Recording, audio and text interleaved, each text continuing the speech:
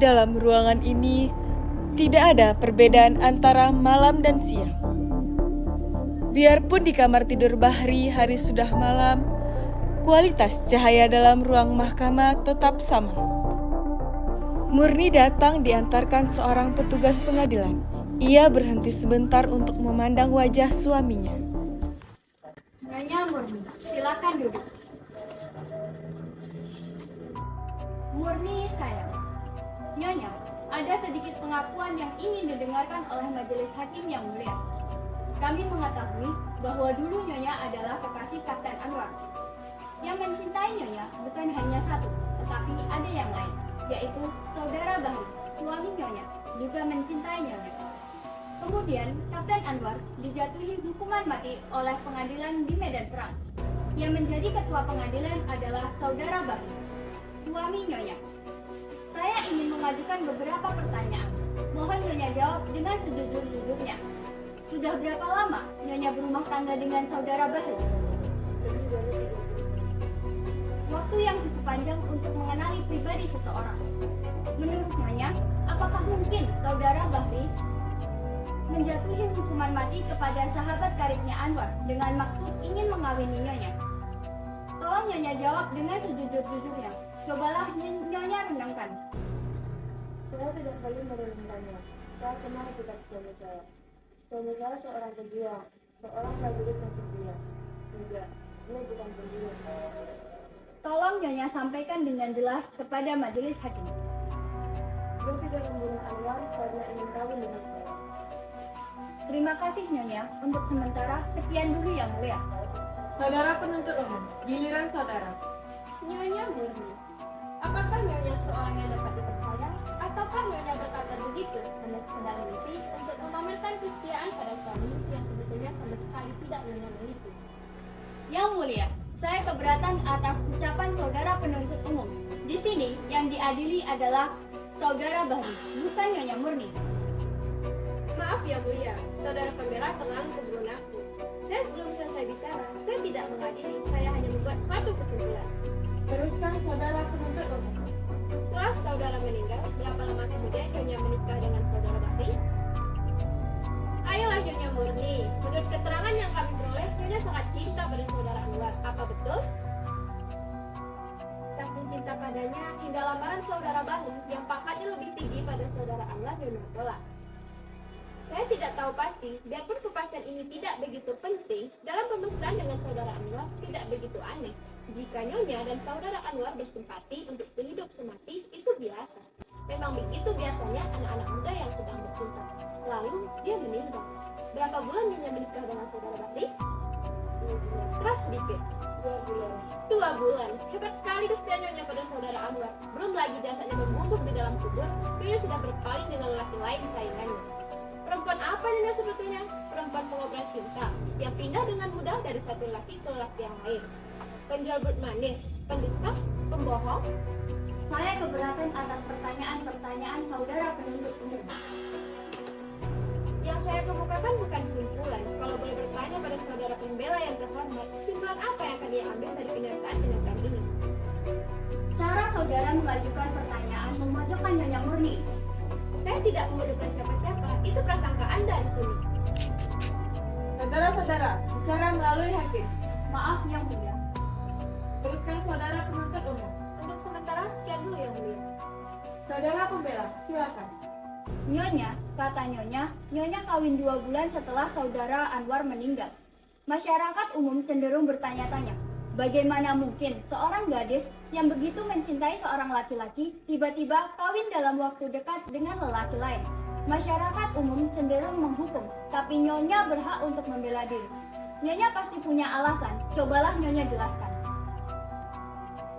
Setelah Anwar meninggal, saya hampir lulus. Dunia ini serasa kiamat. Saya hampir susah. Saya memutuskan untuk bunuh diri. Tetapi, Tuhan melindungi saya. Bermalam-malam, saya melawan keinginan saya. Saya berhasil mengambil resiko saya. Saya harus berdiri. Saya harus bisa berkata. Sementara, saya seorang perempuan. Saya sendiri memerlukan perlindungan. Tidak ada gunanya memberikan perlindungan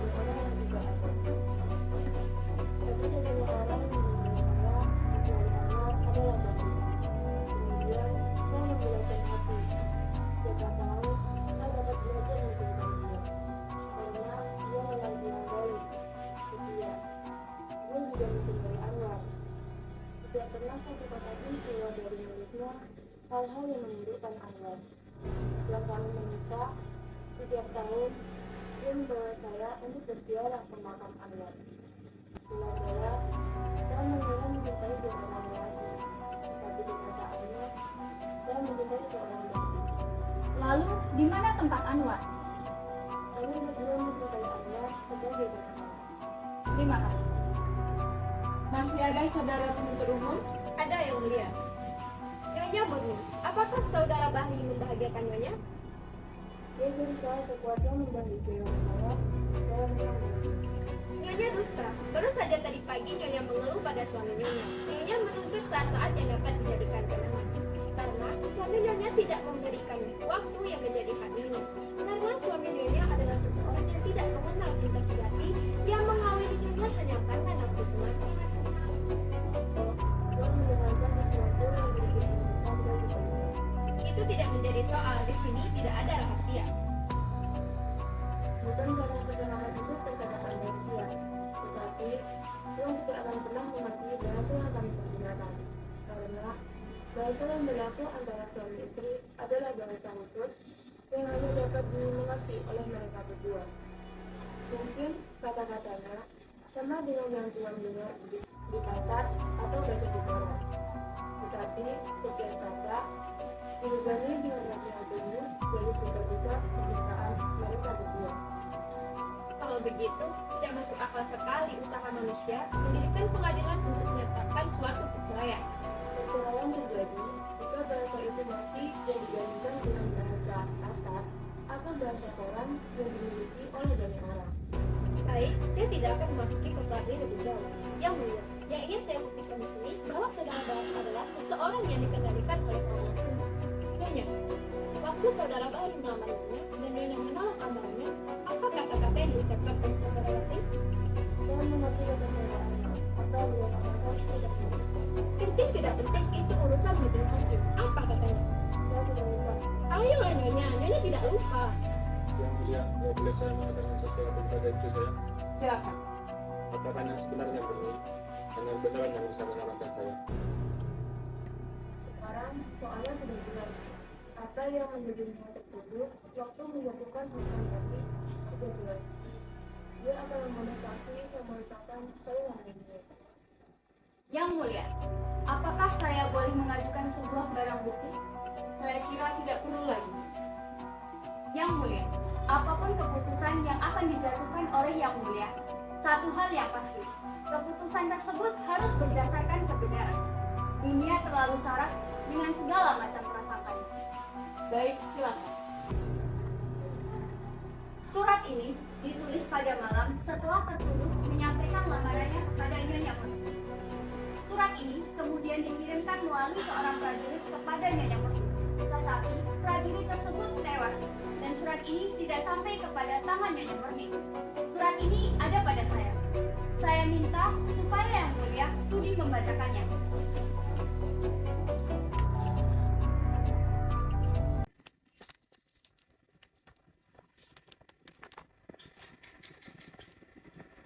Adinda Murni yang tercinta. Biarpun cita Kakanda telah Adinda tolak, semoga Adinda masih bersedia membaca surat ini dan mempertimbangkan permohonan Kakanda. Kakanda minta maaf atas ucapan yang Kakanda lontarkan di hadapan Adinda. Kakanda begitu kecewa dan sedih, hingga Kakanda kehilangan kendali atas diri Kakanda. Lalu Kakanda berkata, "Kalau begitu, tidak ada jalan lain. Salah satu di antara kami, saya atau Anwar harus mati." Kakanda menyesal sedalam-dalamnya atas ucapan itu. Kakanda malu. Kakanda ingin bicara dari lubuk hati Kakanda. Adinda bebas menentukan pilihan. Jika Adinda memutuskan untuk memilih Anwar, maka Kakanda akan mengucapkan syukur dan berdoa pada Tuhan supaya kalian bahagia. Anwar adalah sahabat Kakanda. Kalau dia bahagia, maka Kakanda juga bahagia. Salam Kakanda, Saiful Bahri.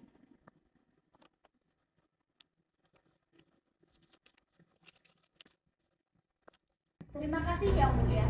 Saya tidak akan mengajukan pertanyaan lagi. Saudara penuntut umum masih ingin mengajukan pertanyaan kepada saksi. Tidak, Yang Mulia. Apa ada saudara ingin sampaikan kepada majelis hakim? Ada sedikit, Yang Mulia. Sebuah perbuatan ditentukan oleh niat pelaku. Dari pemeriksaan sudah cukup jelas dengan apa yang tersembunyi di balik perbuatan yang dilakukan ini. Meskipun saudara Bayi mengatakan semua yang ia lakukan demi Tuhan bangsa dan negara, ia sebetulnya adalah untuk menyingkirkan saingannya. Dengan demikian, dia bukan orang yang melakukan tugas, tetapi dia harus dinyatakan sebagai pembunuh. Terima kasih. Saudara pembela, saudara saya persilakan untuk menyampaikan pembelaan saudara yang terakhir pada majelis hakim. Mulia, ini sampailah pada akhir tugas saya, yaitu membantu dengan sekuat tenaga menegakkan kebenaran dan memberikan hak kepada yang berhak.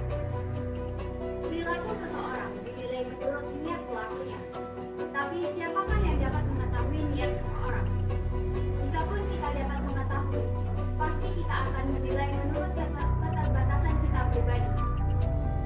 Oleh karena itu, majelis hakim yang mulia, satu-satunya yang dapat menghakimi adalah perilaku itu sendiri. Tapi, itu hanya akan terjadi apabila hati sanubari seseorang masih berfungsi sebagai mestinya. Jika suara hati tersebut masih dapat membedakan mana yang benar dan mana yang salah.